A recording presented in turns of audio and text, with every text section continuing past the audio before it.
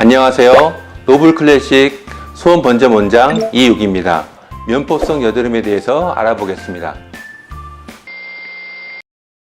여드름이라고 하면 대개 얼굴에 생긴 염증성 병변을 칭하는 경우가 많은데, 면포라는 피지 덩어리가 없으면 여드름이 아닙니다. 면포 없이 염증이 생기는 경우는 모낭염인 경우가 많습니다. 그래서 피지 덩어리인 면포만이 있는 여드름은 면포성 여드름이라고 하며, 면포성 여드름 부위에 세균이 들어가서 염증이 생긴 것은 화농성 여드름이라고 칭합니다.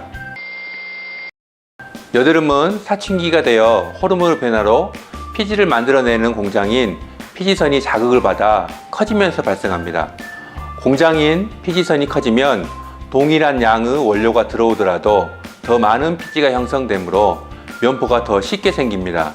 또한 삼겹살, 치킨과 같은 고지방식과 초콜릿, 음료수와 같은 고당식을 함으로써 피지의 원료를 공급함과 동시에 피지선을 자극하여 더 많은 면포가 발생할 수 있습니다. 그 외에 화장 이후 적당한 세안을 하지 않거나 급성 피부염 위에 모공이 막히고 이로 인해 피지의 배출이 안 되어 여드름이 발생할 수도 있습니다. 앞에서 말씀드린 바와 같이 면포성 여드름의 원인이 되는 증식된 피지선, 피지의 원료가 되는 고지방식, 고당식, 모공의 막힘의 원인인 세안 부족과 급성 피부염 등을 해소하면 예방이 됩니다. 이 중 고지방식, 고당식의 회피, 하루 3회의 적당한 세안 등은 집에서 충분히 할 수 있는 방법들입니다. 먼저 고지방식을 피하는 것은 삼겹살, 치킨, 피자, 라면, 과자류 등 같은 기름진 음식의 섭취를 제한함으로써 가능합니다. 이들 고지방식을 섭취하면 대개 30분 전후로 피지의 분비가 증가함을 느낄 수 있을 정도로 즉각적으로 피지 분비가 증가합니다. 그러므로 면포성 여드름에 있어서 기름진 음식의 섭취 제한은 필수적입니다. 또한 음료수, 우유, 초콜릿 등 혈당을 급격하게 올리는 고당식을 피해야 합니다. 혈당의 급격한 상승은 피지선을 자극하여 피지 분비가 증가되는 결과를 만듭니다. 또한 당 성분들은 2차적으로 지방으로 변화되어 고지방식을 섭취함과 같은 효과를 냅니다. 그러므로 고당식은 여드름에 나쁜 영향을 미치게 됩니다. 세 번째로 여드름 전용 세안제를 이용하여 하루 3회 세안을 해야 합니다.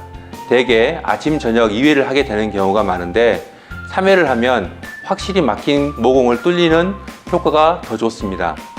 또한 적당한 세안은 미세먼지, 곰팡이, 꽃가루 등에 유발되는 알레르기 접촉성 피부염을 예방하는 효과가 있습니다. 면포성 여드름 치료 방법은 크게 현재 존재하는 면포를 제거하여 화농성 여드름으로 진행을 막는 방법과 근본적으로 피지선 자체의 기능을 억제하여 향후 면포가 발생하는 비율을 줄이는 방법, 이렇게 두 가지가 있습니다. 그중 현재 존재하는 면포를 제거하는 방법은 스케일링입니다. 스케일링은 얕은 화학 박피를 통해서 막혀있는 모공 입구를 넓히고 탄산가스 레이저로 면포 입구를 뚫고 들어가서 구멍을 낸 후 면포 제거기를 이용하여 면포를 압출해서 제거하는 방식입니다. 바늘을 이용한 방법보다 탄산가스 레이저로 시술하는 방법이 가장 면포를 효율적으로 제거할 수 있으며, 다시 면포가 생겨서 모공 안에 쌓이게 되기 전까지는 여드름이 발생하지 않습니다. 하지만 중고생에서 발생하는 여드름은 워낙 피지 분비가 많아 1, 2주 만에 다시 면포가 발생하는 경우가 많아서 스케일링만으로 유지하기에는 다소 무리가 있습니다. 이런 경우에는 피지선의 기능을 억제하여 향후 면포가 발생하는 것을 억제해야 하는데, 이때 이용할 수 있는 것이 ADT나 롱펄스를 이용한 피지선 기능 억제술입니다. 경우에 따라 노블셀을 사용하기도 합니다.